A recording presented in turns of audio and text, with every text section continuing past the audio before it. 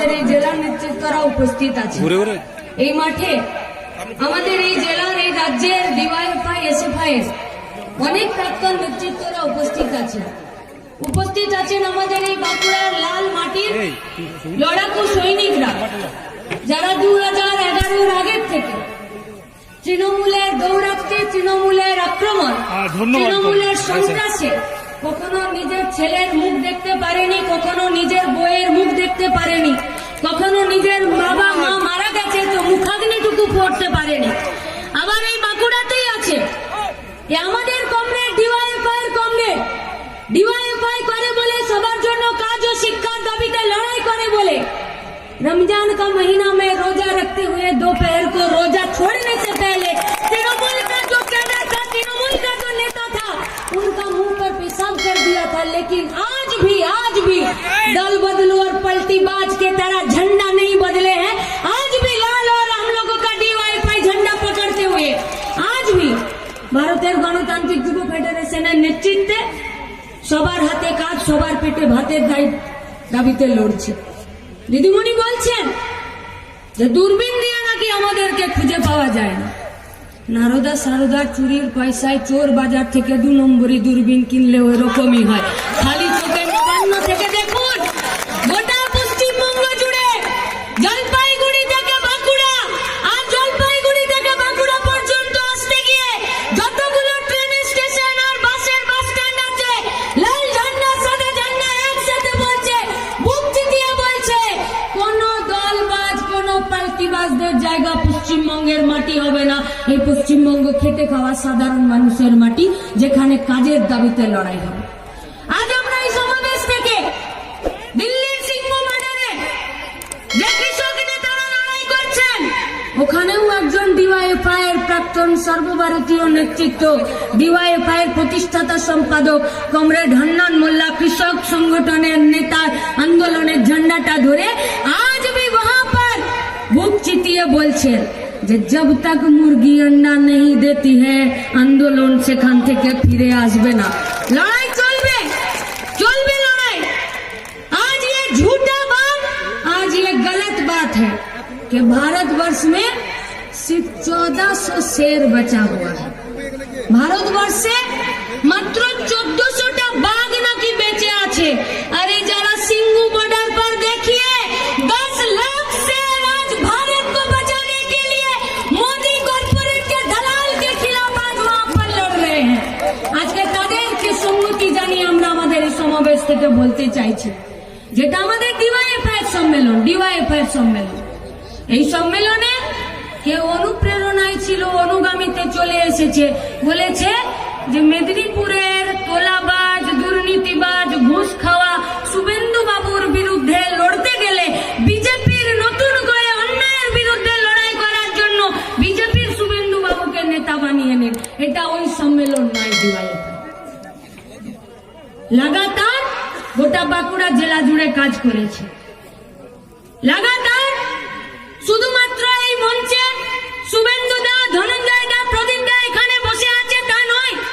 এই মাঠে বিভা মালাকার থেকে শুরু করে কপিল থেকে শুরু করে বাবলি থেকে শুরু করে অনেক নাম না জানা আমাদের ইউনিট কমিটির সম্পাদক আর কমরেডরা আছে, যারা यहाँ पर पाउच पर दारू तो ऑनलाइन डिलीवरी नहीं कर सके, लेकिन 20 रुपए पर लाल माटिर रान्नाघर থেকে লকডাউনে খাবার দিয়েছে কমরেডদের, শুধু না এই বাঁকুড়ার সাধারণ মানুষকে। এটা তাদের সম্মেলন।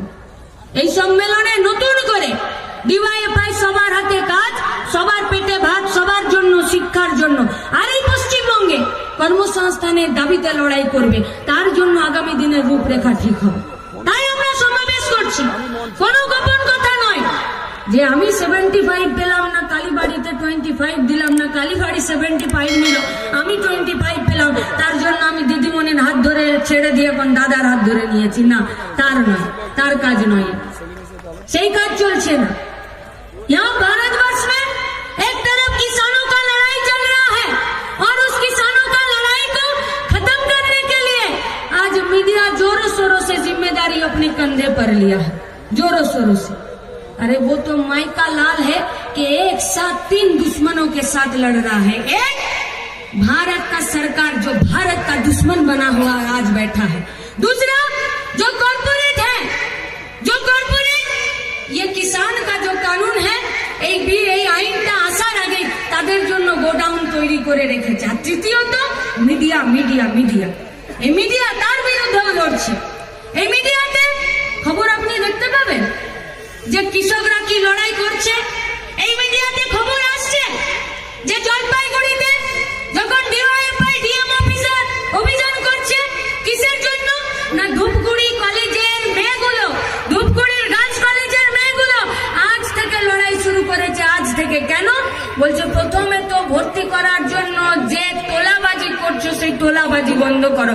আমরা ছিলাম ওই গার্লস কলেজের ছাত্রছাত্রীদের পাশে দাঁড়িয়ে আমরা বললাম যে লড়াইটা শুরু করেছো, ভালো করেছো, এরপর লড়াই করতে হবে যে পরীক্ষা নিতে হবে, তারপর বলতে হবে রেজাল্ট বার করতে হবে, তারপর বলতে হবে যে আমাকে চাকরির পরীক্ষার ফর্ম দিতে হবে, চাকরির পরীক্ষা নিতে হবে, চাকরির পরীক্ষা নিলেও প্যানেল বার করতে হবে, প্যানেল বার করেও তারপরেও বিনা ঘুষে চাকরি দিতে হবে, চাকরি হয়ে গেলেও আমি কলেজে স্কুলে জয়েন করতে পারবো কিনা তারপরও লড়াই আন্দোলন করতে হবে। এইদিকে গোটা পশ্চিমবঙ্গকে নিয়ে যাচ্ছে, দেখতে পাবেন পাবেন। 3টে ব্যারিকেড দিয়েছিল জলপাইগুড়ির ডিএম অফিসের অভিযানে। কমরেডরা 25 বছরের নিচে জমায়েত করেছে, আদিবাসী এলাকার থেকে, শিডিউল কাস্ট এলাকার থেকে, রাজবংশী এলাকার থেকে, চা বাগান থেকে সব জমায়েত করেছে। কারণ ওরা জানে, কারণ এই সরকার अगर जीत जाती है, ये सरकार अगर अपने मंसूबे पर कामयाब हो जाते हैं, তাহলে কোনো সরকারি জায়গা থাকবে না। সরকারি জায়গা না থাকলে শিডিউল কাস্ট শিডিউল ট্রাইবদের জন্য চাকরির জন্য কোনো সংরক্ষণ থাকবে না, সেখানেও আমাদের দাবি। 3টে ব্যারিকেড, 3টে ব্যারিকেড, একটা ব্যারিকেডকে ঝাঁটার কাঠির মতন উড়িয়ে দিয়েছে ডিওয়াইএফআই এসএফআই এর কমরেডরা। আর ডিএম এর ভেতরে, অফিসের ভেতরে সেখানকার অফিসার বসে আছেন যে আপনাদের কি দাবি আছেন বলুন। আমরা বললাম আমাদের এই দাবি আছে। বললো যে আমি তো কিছু করতে পারবো না। বললো কে করতে পারবে? বললো ওই কালীবাড়িতে যে বসে আছে। আমরা বললাম করার দরকার নেই, আমরা যাচ্ছি 11 ফেব্রুয়ারি ওনাকে নবান্ন থেকে টেনে নামিয়ে একটা নতুন ধর্মনিরপেক্ষ বাম গণতান্ত্রিক শক্তিকে নিয়ে যেতে হবে, তবে গিয়ে ডিএমরা কাজ করতে পারবে। তবে কোন মিডিয়াতে দেখেছেন बड़ा मुसलमानों का हिमायतगार बनती फिरती है ममता बनर्जी, माथे पर हिजाब, मुनाजात करना नहीं जानती है लेकिन नमाज अदा करने बैठ जाती है, नमाज अदा करने बैठ जाती है। और आनेडेड मदरसा के टीचर जो लोग आज भी कलकत्ते पर विकास भवনের বাইরে বসে আছেন, তাদের জন্য আনেডেড মাদ্রাসার টিচারদেরকে বলেছিল 10,000 মাদ্রাসাকে আমি অনুমোদন দিয়ে দেব। তারা নিজেদের দাবি দাবা শুধু রাখেনি, নিজেদের দাবি দাবার সাথে রেখেছে যে মুসলিম চাচা কাকাদের বাড়ির থেকে বাচ্চা ছেলেগুলো ওই আনএডেড মাদ্রাসাগুলোতে পড়তে যায়, সেখানে মিড ডে মিলের টাকা বরাদ্দ করতে হবে। দিদিমণি यहाँ पर बोल रही है, तृणमूल पार्टी का, कांग्रेस का सरकार ये बोल रही है कि हमको तो ये पैसा अभी हम लोग दे सकते हैं कि चुल्लू पीकर मरने वालों को 2 लाख रुपए हम लोग दे सकते हैं, लेकिन मिड डे मिल का पैसा हम लोग नहीं दे सकते। এই সরকার চাই। মিডিয়া দিচ্ছে খবর, দুজন দিদিমণি আজ কয়েকদিন ধরে সেখানে ভর্তি আছেন। আজকে সকালে এসএসকেএম এ তাকে রেফার করেছে, সকালে বিকেল হয়ে গেল এখনো পর্যন্ত তাকে এসএসকেএম পিজিতে ভর্তি করেন। কে দেবে এর জবাব? এরা করাবে চাকরি? একটা স্কিমের নাম করুন, এখানে নেই প্রাণী দপ্তরের প্রাণী সম্পদের উন্নতিতে, এখানে ভিআরপির নেই কাদের নাম, এখানে যারা ওই পিএফ পেনশনের খাতাতে 25 টাকা 30 টাকা করে লিখতেন, যাদের কাজ লকডাউনে কেড়ে নিয়েছে, দিদিমণি খাতা লেখার কাজ দিচ্ছে না, তারা এখানে উপস্থিত নেই। अरे अपर प्राइमरी टेटेर কথা তো বাদ দিয়ে দিন। सर्कस चल रहा है, सर्कस। हम बस से आ रहे थे कोलकाता से, बस से आ रहे थे। बांकुड़ा पर जब हम उतरे तो दुर्गापुर में बांकुड़ा का 2 लड़का चढ़ा बस पर। एक तो एमए बीएड किया हुआ है और एक जन सिविल डिफेंस में है। तो दोनों आपस में बात कर रहा है, दोनों ही बोल रहे थे যে চল কাল সকালে চলে যাই বিকাশ ভবনের বাইরে বসতে হবে গিয়ে। কেন না যে এমএ বিএড করে আছে দিদিমণি তারও চাকরির ব্যবস্থা করেনি, যে সিভিল ডিফেন্স করে আছে সেও রাত জেগে ধর্ণা দিচ্ছে, তারও চাকরির ব্যবস্থা করেনি। সার্কাস চলছে, সার্কাস।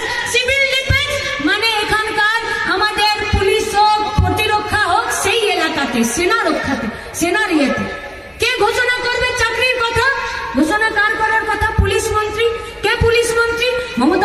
পুলিশ মন্ত্রী, উনি বলছেন আমি ওই চাকরির ঘোষণা করব না। উনি কিসের ঘোষণা করবেন? বলছে প্রাইমারিতে কত নিয়োগ হবে, এসএসসি তে কত নিয়োগ হবে শিক্ষকদের। আর পার্থ চ্যাটার্জি উনি বলছেন আমি শিক্ষামন্ত্রী, আমি ওইটার ঘোষণা করব না, আমি পুলিশে কনস্টেবলে কত ঘোষণা হবে। সার্কাস চলছে, সার্কাস।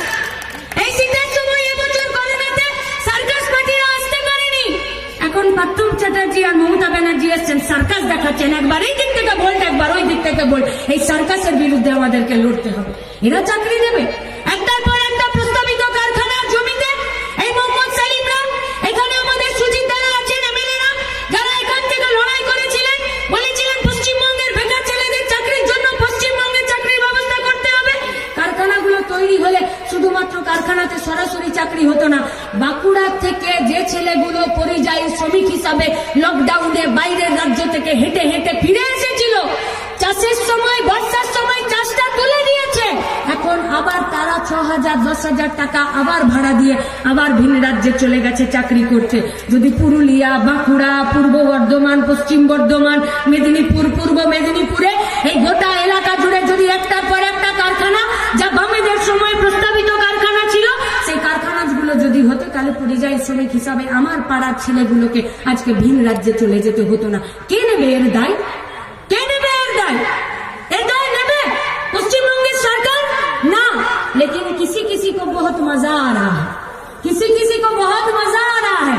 बोलना है ठीक है, तो बोलना है दीदी मोनी काम तो कुछ नहीं किया है।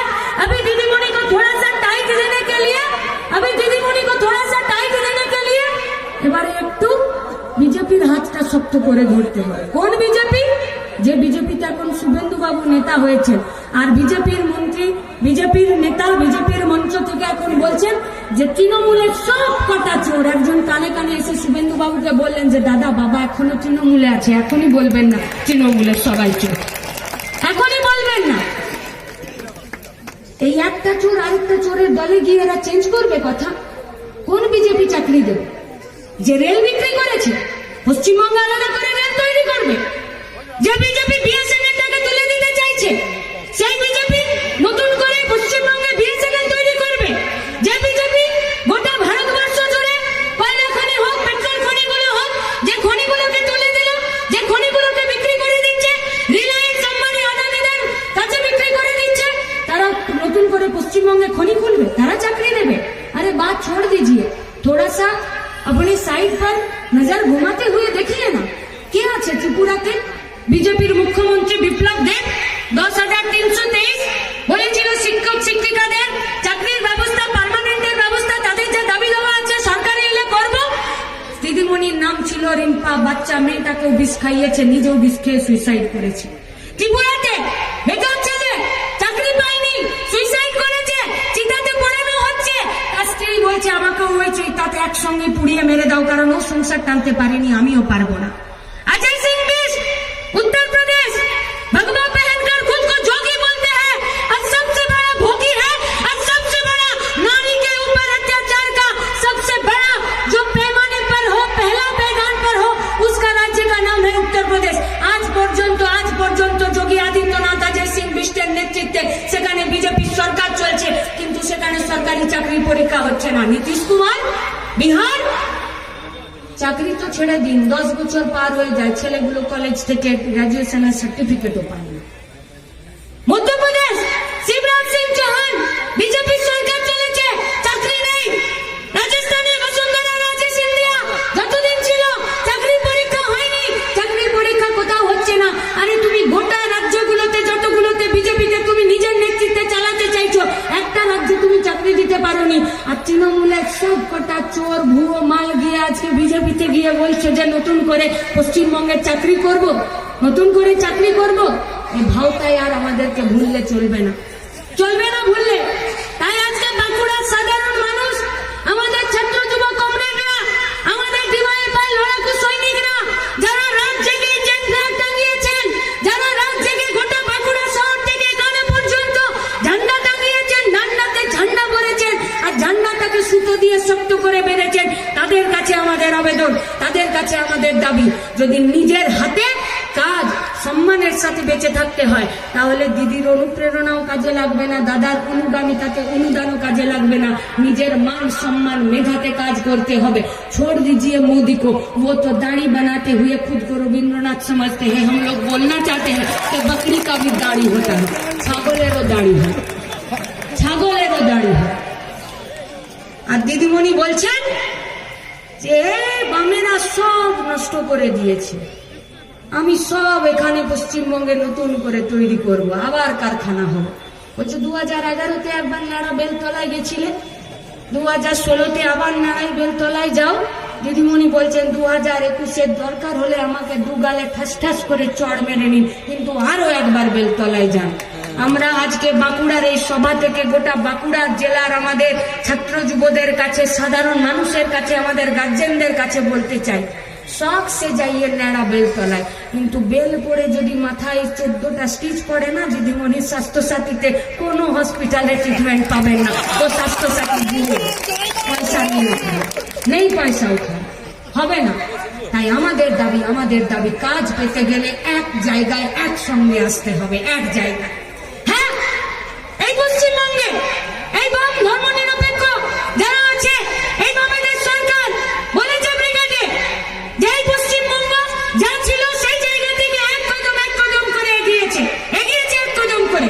প্রত্যেক দিন সাধারণ মানুষের, খেটে খাওয়া মানুষের, তাদের ডিমান্ডের প্রতি আমরা সমর্থন জানিয়ে তাদের ডিমান্ডের প্রতি গোটা ভারত, গোটা পশ্চিমবঙ্গের রাজ্যকে, সিস্টেমকে, প্রশাসনকে, সরকারকে একসঙ্গে কাজে লাগিয়ে কাজ করেছে। কি কাজ করেছে? হ্যাঁ, নিজেদের খাবারে, নিজেদের সবজিতে, নিজেদের দুধে, নিজেদের ডিমে, নিজেদের মাছে, নিজেদের গম, নিজেদের আলু, নিজেদের চালে আগে নিজেদের পাটা শক্ত করেছি, তারপরে বাইরের রাজ্যে বিক্রি করতে গেছি। বলেছে ব্রিগেডের সমাবেশ থেকে ডিওয়াইএফআই পশ্চিমবঙ্গের প্রতিষ্ঠাতা সম্পাদক বুদ্ধদেব ভট্টাচার্য, যাদের লেগেছি আমরা আমাদের কাঁধে বহন করার চেষ্টা করছি, তারা বলেছে ব্রিগেডের সমাবেশ থেকে যে আলু, গম, শাকসবজি, মাছ, চাল উৎপাদনে আমরা প্রথম হয়েছি। চোরদের পার্টির বড় সর্দারিনী দিদিমণি বলছেন তোমরা চাল উৎপাদনে প্রথম হয়েছে, তো কি হয়েছে? করোনাতে আমি চাল চুরিতে প্রথম হয়েছি। এটা আমার কাজে, এটা আমার।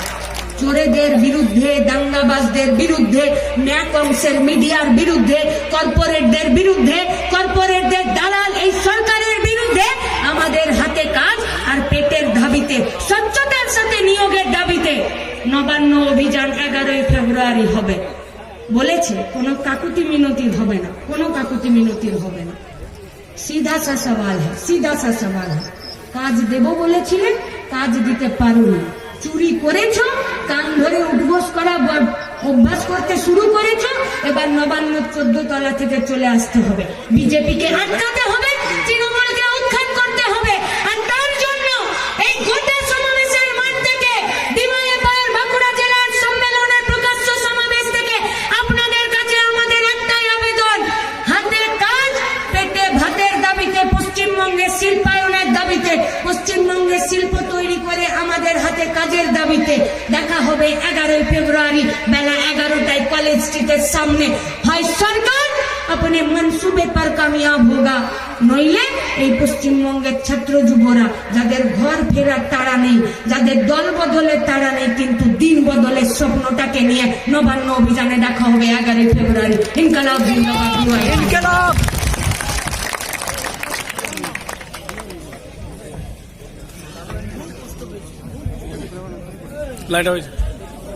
ধন্যবাদ, অভিনন্দন এবং